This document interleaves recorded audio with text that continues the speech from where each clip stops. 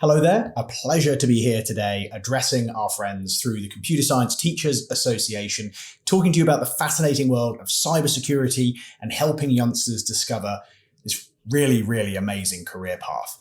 My name is James Lyne. I'm the Chief Technology Officer at SANS, one of the organizations in the world that teaches experts, intelligence agencies, military, banks and others how to unpick the maniacal acts of cybercriminals. Spent my career playing with malicious code and exploits, so I get to have a lot of fun day to day doing that. I'm here with Becky. Becky has a fascinating role. She runs the community where thousands and thousands of young adults are discovering that they're really amazing at cybersecurity and they might love to do it as a job.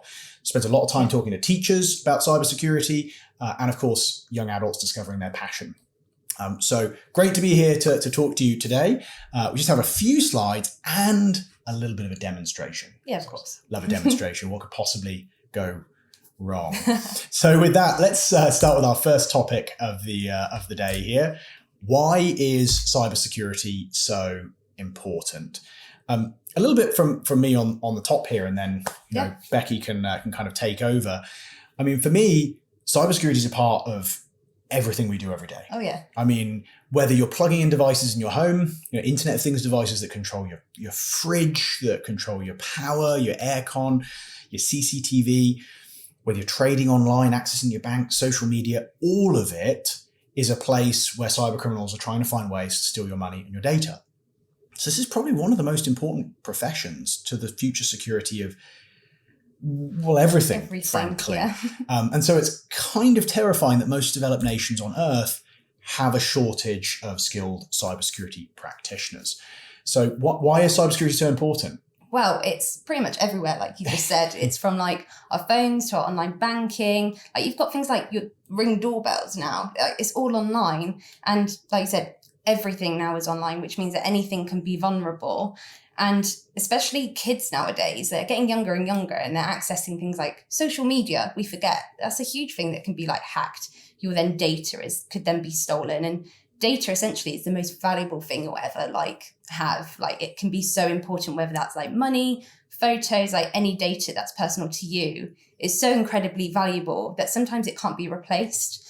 So that's why cybersecurity is so important, and it's incredibly important now to be teaching the younger generation about it, because they're going to be growing up in this age where just everything's online and you're becoming even more vulnerable the more you're online essentially. So yeah, it's everywhere and it's a part of everyday life, from just picking up a call on your mobile phone to answering a text or email, or just having someone follow you on Instagram now. It can be everywhere. The whole spectrum, isn't it? And I think that's what's fascinating about this, whether you're just online worrying about this from a security awareness perspective, it's becoming kind of a matter of health and safety to know a little bit about how to secure yourself, what data you should and shouldn't give away. Yeah.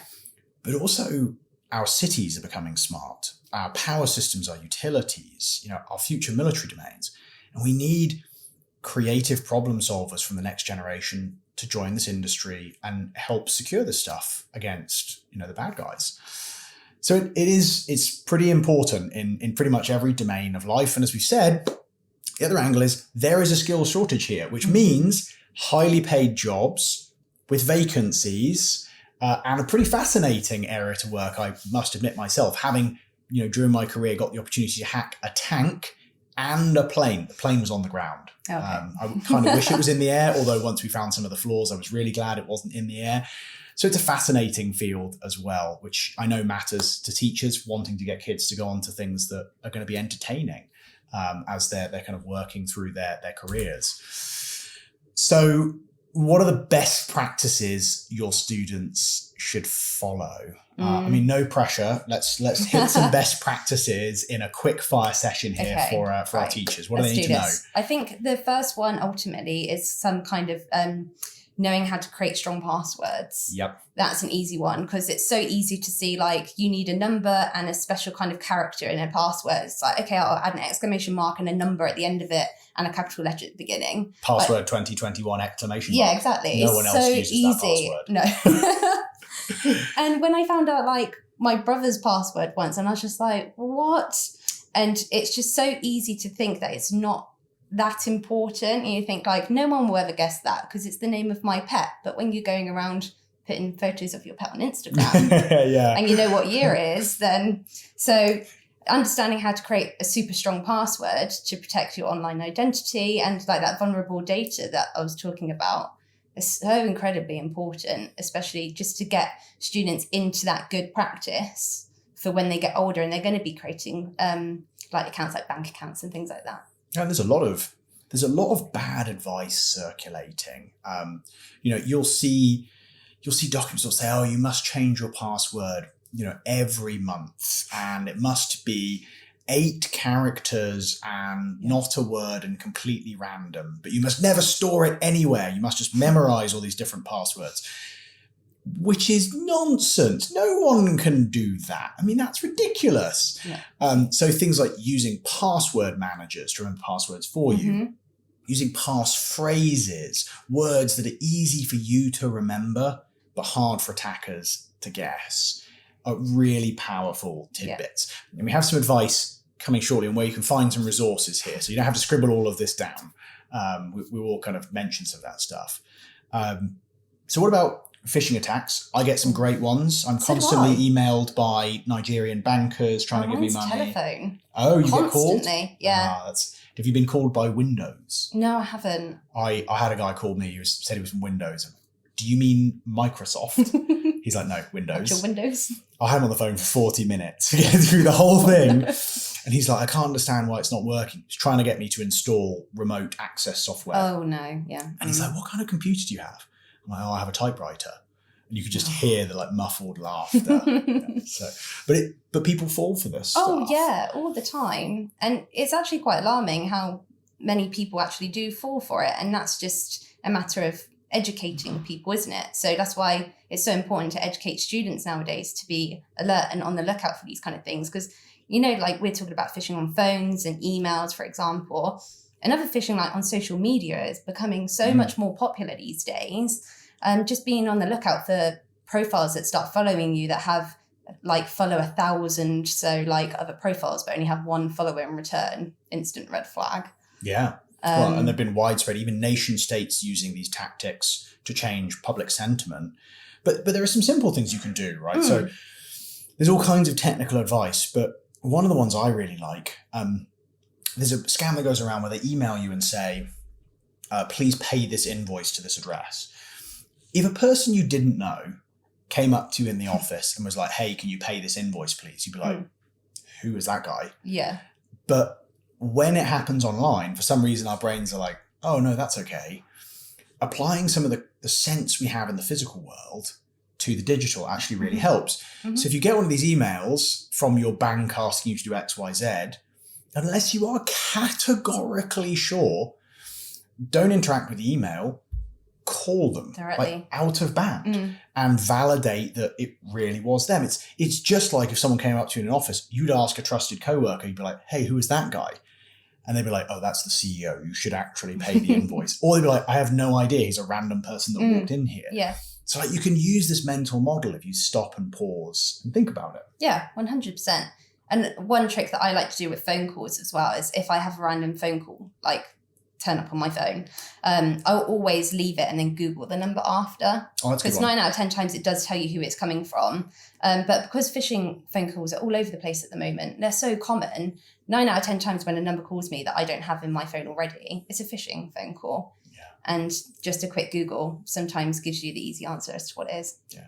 Now, some of them get really bizarre. I'll make this point. I know we'll move on because we can talk about this stuff all day, but I had the most superb campaign, which was an email from an astronaut who was stuck in space and he was crowdsourcing his re-entry. Nice. And you're like, this is nuts. Who falls for this stuff?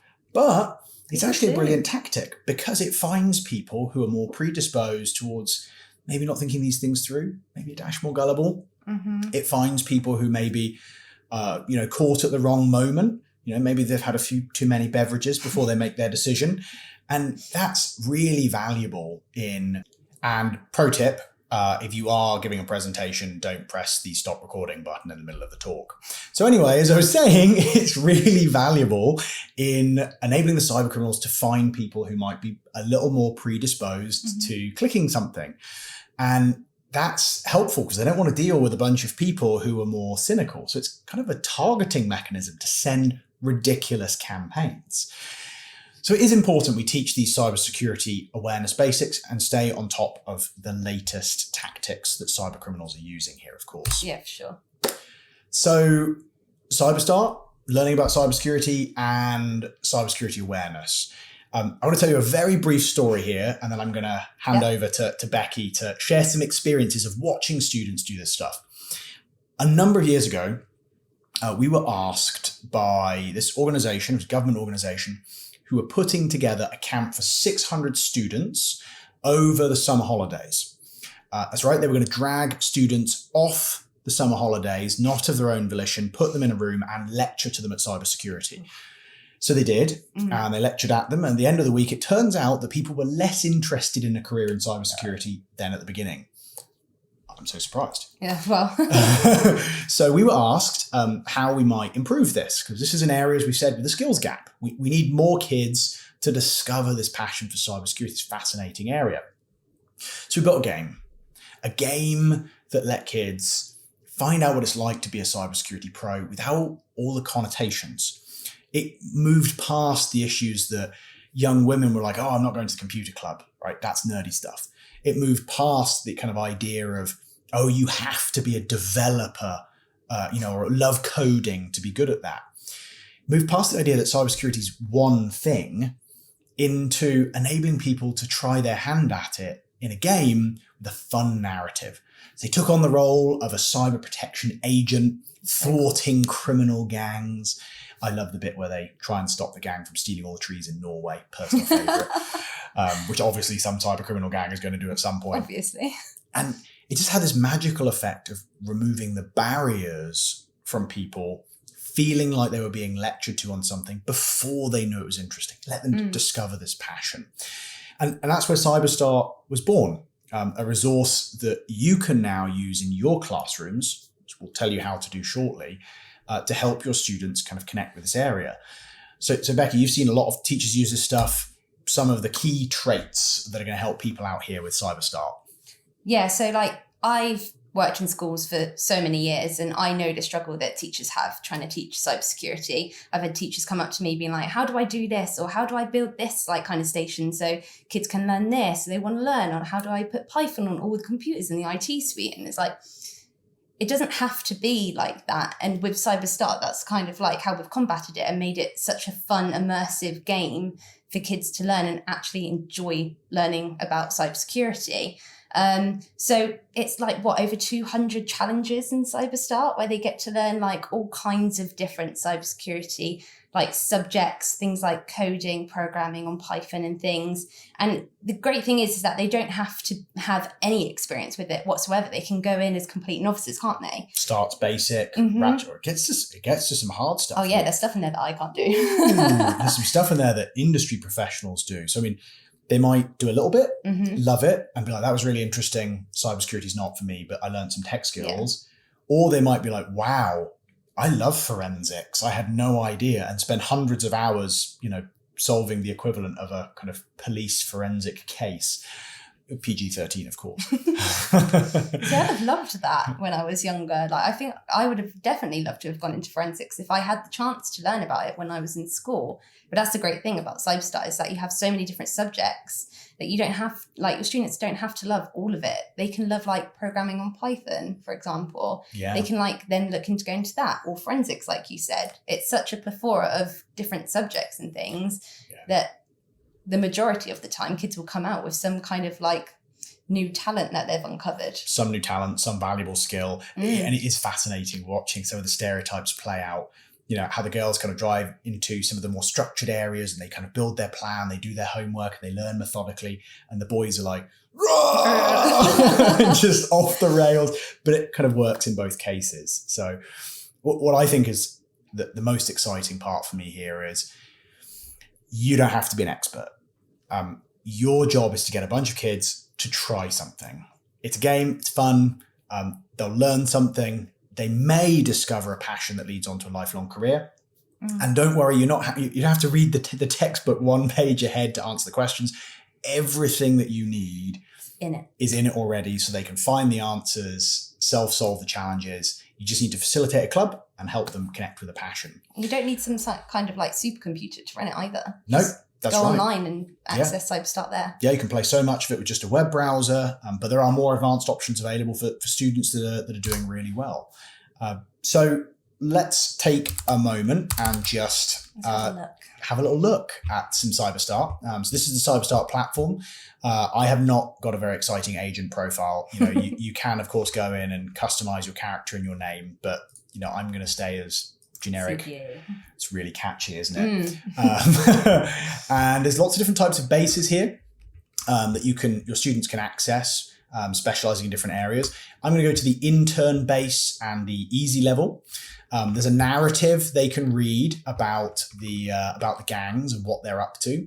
And as they solve each of the challenges, they unlock hints, what the gangs are up to, parts of the story, working up to the cyber protection agency actually stopping or thwarting that criminal gang. So let's look at a couple of the easier challenges just for fun. I love this one because it's so simple, but it drives people crazy. Let me open up the challenge here and I'll bring in the briefing. Henry Hacks. I love Henry Hacks. So we found a profile page of a known hacker that we need to get in contact with, but most of the information visible on the page is useless to us. However, there's a secret way to contact him. He's managed to inject on the page a hidden email address. Find his email address.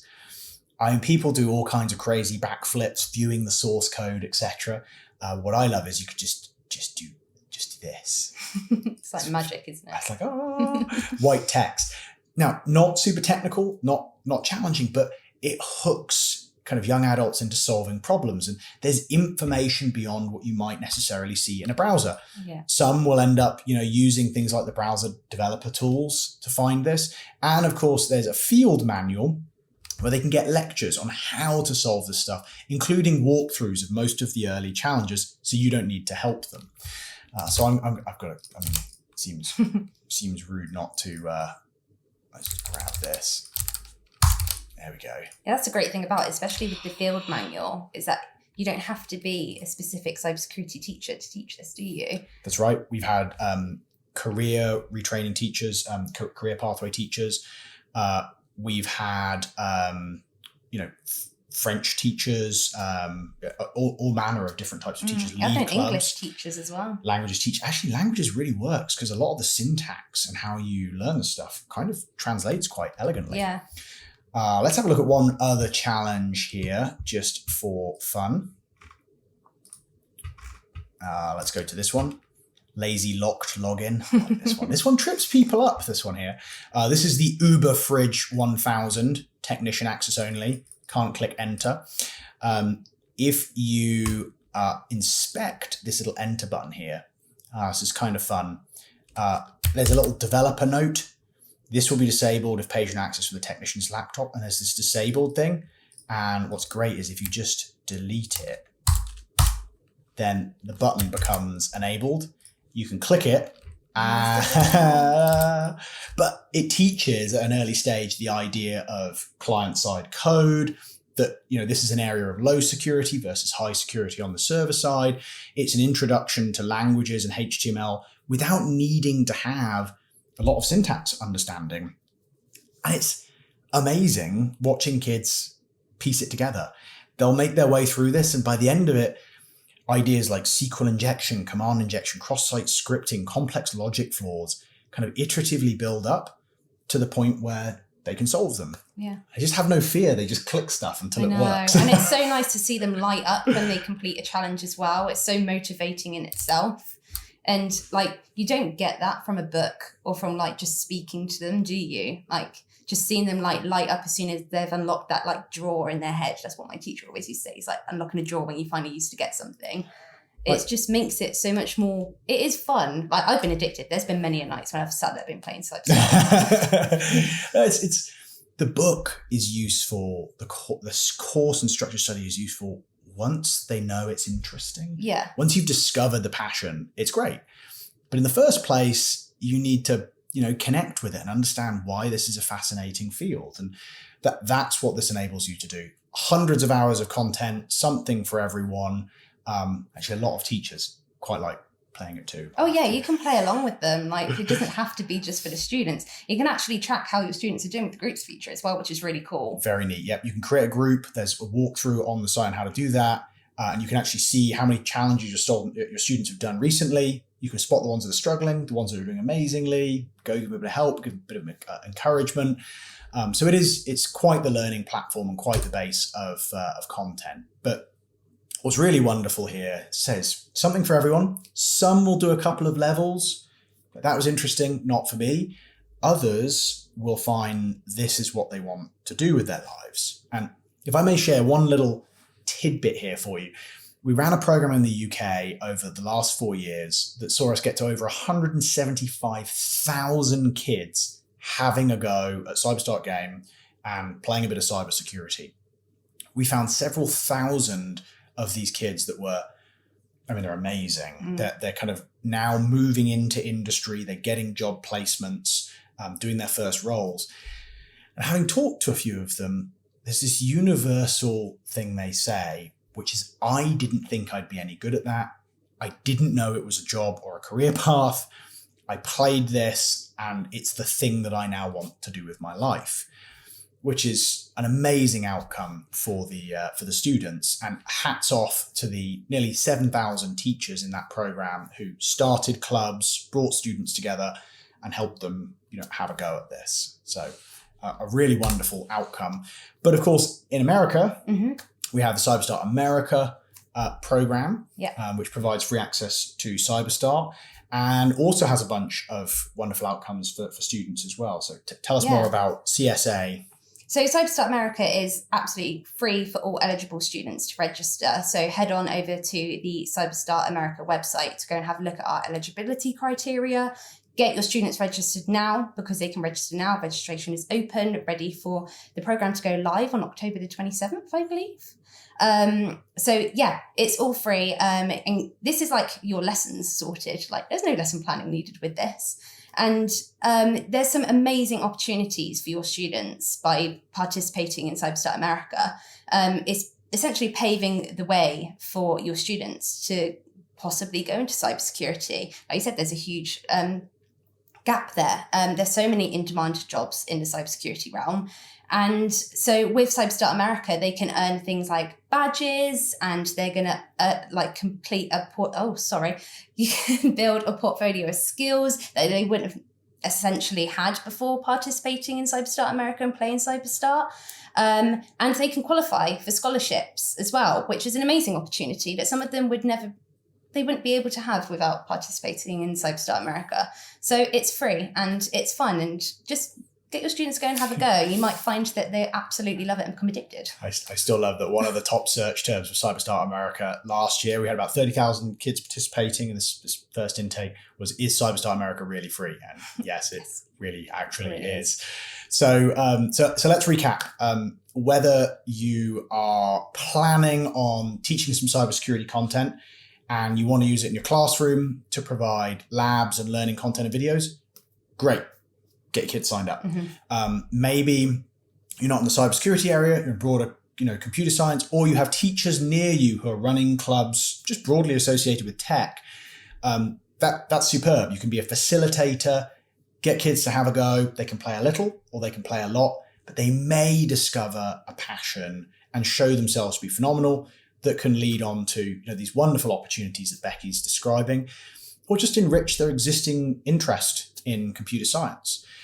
They can learn a whole plethora of skills, from problem solving through kind of Linux command line, through programming, through kind of different interesting bug categories, even up to and including getting to try their hands at a real penetration test, a real forensics example to see what it's like to be in the field. And all of this is provided to you such that you don't have to be an expert in all this stuff. You can track students, you can watch them with the group feature, and you can play along with them as well. Because I know a lot of teachers like to work their way through the narrative. So October the 27th, URL just here. Might be this side. There. Let's go there. Yeah. All right, let's go there.